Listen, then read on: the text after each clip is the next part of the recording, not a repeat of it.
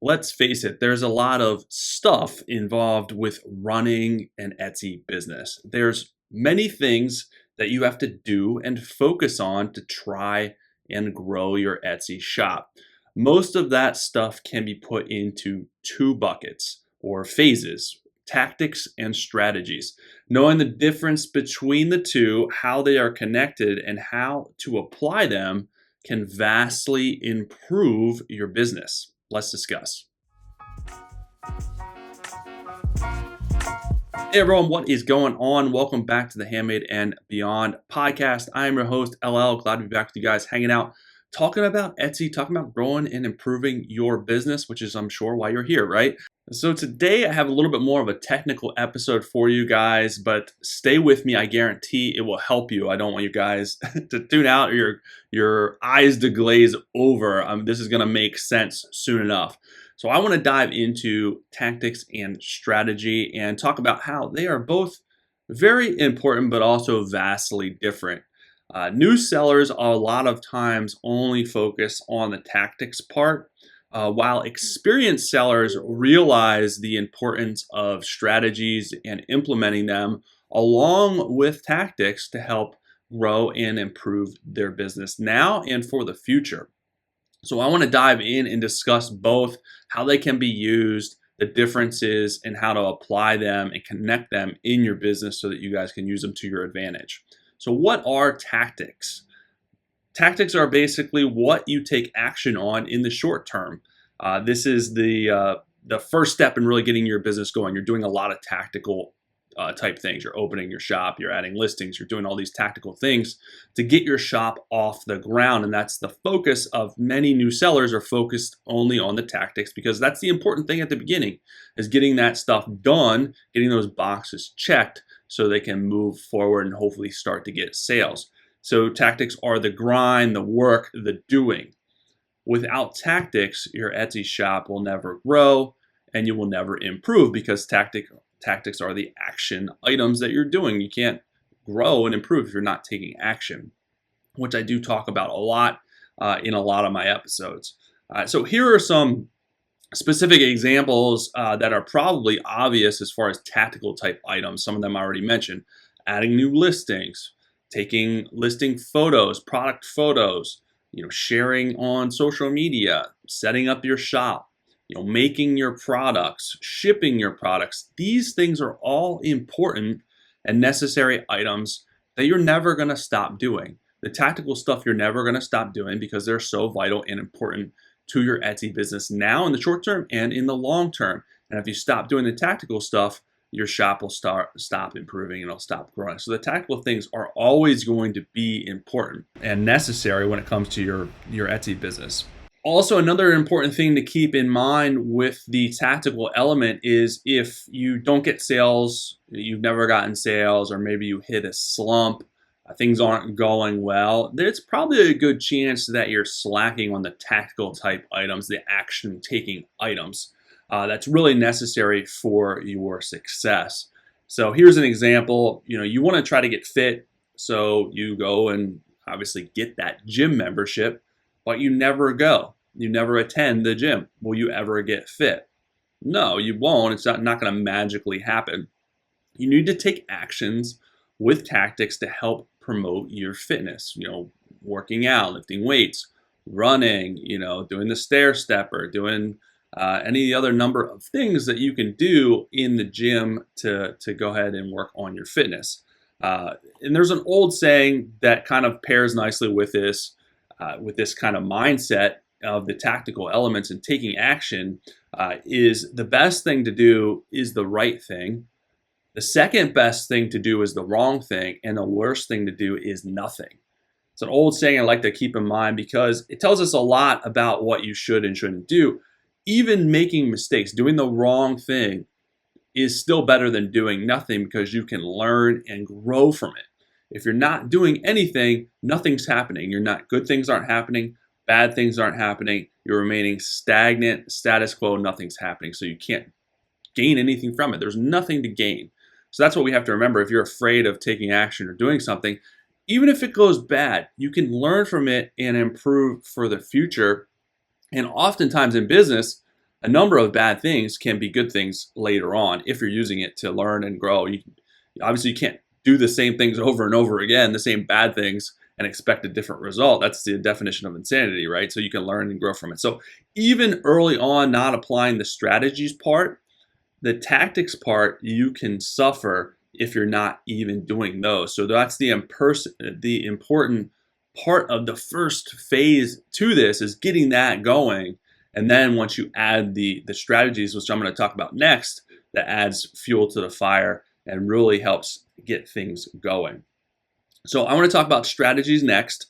Before we get started, I want to let you know that I have a free guide for you, how to get your first 100 sales and beyond on Etsy. If you haven't downloaded this guide, make sure you get it. It's a free download. You guys can get it at handmadeandbeyond.com/100 sales.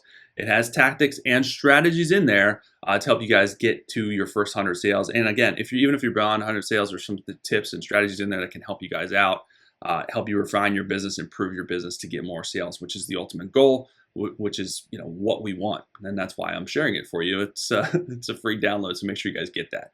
All right, let's dive into the strategies. And this is really where the rubber meets the road, or any other lame old cliche you want to use. This is where things really can start to get moving.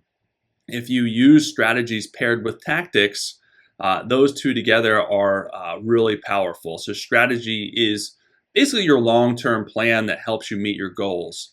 It helps you stay on the path. It helps give you a roadmap to follow, so to speak. So while tactics, like I said, can help you make progress in your Etsy shop, strategies, without the strategies, it can be more like shooting in the dark.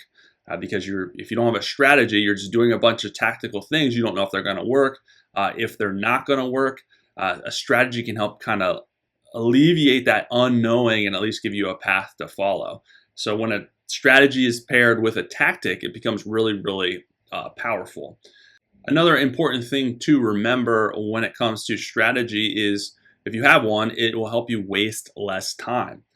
Just because you're taking action and working on your Etsy business doesn't mean that the tactics you're focused on are important or even necessary to growing your business. So you may be doing stuff that is you don't need to do, or it takes time away from the important things that you should be doing. It just helps you move slower and prevents you from growing as fast as you want to grow. Don't get me wrong, like I said before, doing tactics can definitely help you grow and improve your business. But again, strategies can help you move a lot faster and give you a roadmap to follow. Also, a strategy can usually be measured, which helps. So you know if it's working or not. A lot of strategies are paired with specific metrics where okay, I know this is the end goal. This is just what this strategy will give me. These are the tactics that I have to do to implement in this strategy, but this strategy will get me to this goal. So it can usually be measured. Okay, did I get to this goal or did I not get to this goal? And how do I pivot? How do I change the tactics within the strategy to try and get to that specific goal?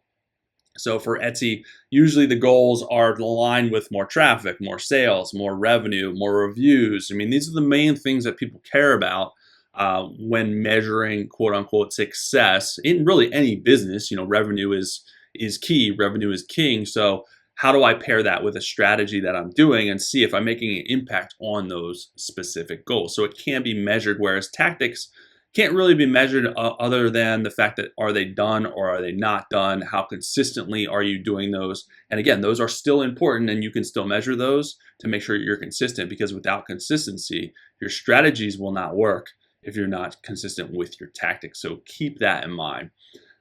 Here are some examples, because I know you're probably wondering, okay, well, this is all well and good. What are some strategy type examples when it comes to my Etsy business? One easy example is adding new listings. So this is a tactic that is very necessary to growing your business, but just willy-nilly adding listings, kind of just throwing mud against the wall, will not necessarily work in terms of getting more sales, getting more traffic. It may work. More times than not, it probably won't work that way if you don't have kind of a strategy paired with it. So a strategy that you can implement for adding new listings is adding listings that customers may want. And you're like, okay, well, that's all well and good. Well, how do I know what listings customers may want? Well, I use the data available to me within Etsy to kind of see, okay, what listings are best sellers? Maybe you don't have any sales, or maybe you don't have any best sellers, or what listings are selling. If you don't have any sales, what listings are starting to get some traffic more so than other listings? So that kind of gives you a roadmap. Okay, these things are doing well or starting to get traffic or are best sellers.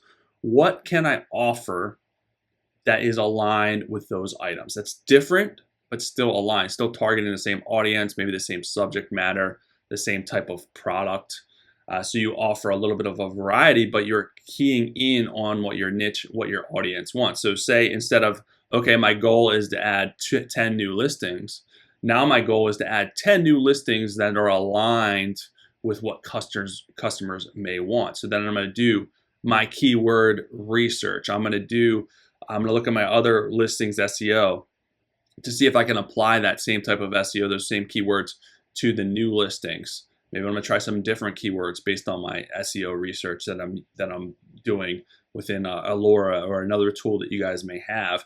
And then I'm going to put those new listings out to the market and I'm going to see how they do. But at least I have a strategy. I'm not just throwing random stuff, not knowing like, okay, this may work, this may not work. You already know that what you're doing is working to a certain extent. So how do you expand on that? And you may create some best sellers based on kind of going down that path, having that strategy, but you wouldn't have known that otherwise if you're just throwing random stuff up there. At least gives you a plan. Now that may not work. That strategy may not work, but it has a better chance of working than the no strategy at all. So just keep that in mind.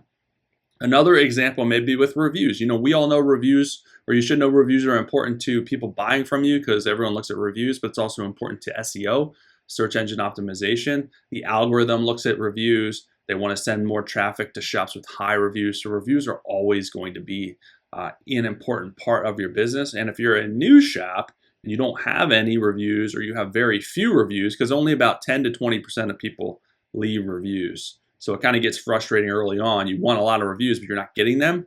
So a strategy may be to get more good reviews to help your business, to help the know, like, and trust factor with your customers, to help the algorithm. So how do you get more reviews? Well, you implement a strategy to get more reviews.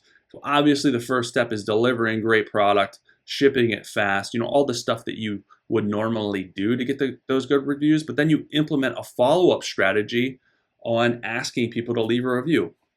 You can use tools. Alora has a follow-up tool where you can set it where it automatically follows up after an item is delivered to ask them, okay, I hope your item is great. Please consider leaving a review for my shop. And then more than likely, it will help prompt them to also leave a review. You could also prompt them to leave a review via your packing slip. You can write that on there for them to reach out to you with any problems or concerns. But if everything is great, please leave a review. I really appreciate it. So that is a strategy that you can implement with obviously taking action on those strategy by doing those extra things to get more reviews. And more than likely, your review percentage will go up from doing those things. And it may go up a lot from taking those extra steps. And it's also adding a layer of customer service. Following up with customers is adding a layer of customer service as well, just showing them that you care. And then as a bonus, asking them to leave a review. So those are a couple of examples of strategies that you can implement. Again, there's a lot of different strategies that you can do. Your strategies should be aligned with your niche and with your goals. This means that every Etsy seller and shop should have a strategy that is tailored to their needs, but it can be different. You don't have to follow the same strategy as someone else. They can vary. They can be different according to your goals. Your goals change over time, and there's more than one path to success. But hopefully this helps align your kind of all the minutia, all the things that you have to do in your Etsy business, all the tactics, all the things that are necessary to grow in your business. If you start thinking in a strategy mindset, it'll start to align things for you and alleviate stress and give you a path, give you motivation, give you optimism to move forward. Because that's one of the things that I struggled with early on in my journey is I didn't have any strategy. I was just waking up every day and being like, I got to do a bunch of stuff. I don't know what's more important than the other thing, but I know I just got to do stuff. Working for someone else, they align your schedule for you, but working for yourself, the beauty and the horror of it is no one's aligning your schedule. So you got to do all the things, but you don't know what things to focus on first, what things to focus on last. It gets stressful, it gets overwhelming. A lot of times you're shut down because you're like, oh crap, I don't know what to do. And even today, sometimes that happens. I really got to take a step back and I'm like, okay, what is the strategy behind this? What are my goals? I know I got to do things, but what do I really want? What is the outcome of these tactical items? And if I don't know, then I got to think of a new strategy. I got to align it with a strategy, because if I'm just doing things to do it, that's not the right way to think about it. So you got to align it with a strategy, a long-term goal, and then it's going to make a lot more sense. You're going to be more motivated to do it, feel more accomplished. But hopefully that helps you out as far as aligning those things, guys. So those are the important things to remember. Think about your business. Think about the tactical items that you do, why you do them, and the ultimate goal and the strategy behind them, and it'll help arrange things for you and for the future in order to meet your Etsy goals, which is what I want for you, and that's why I do this. So I appreciate you guys listening today. Again, make sure if you haven't downloaded the 100 Sales and Beyond guide, you can get that at handmadeandbeyond.com/100 sales. If you're listening to this podcast on Apple, Spotify, whatever, I appreciate a review. I read them all. Helps me grow and reach other Etsy sellers. If you're watching on YouTube, leave a comment. I read them all as well, good or bad. Sometimes I get some crazy stuff on there. Sometimes people tear me down, but hey, it is what it is. I read them all. If you have future content ideas, topics, things that you want to hear from me, I appreciate the feedback, because I want to make sure I'm always bringing you guys value, and I appreciate you listening as always. Have an amazing rest of your day and week. I'll be back soon with another great episode for you guys.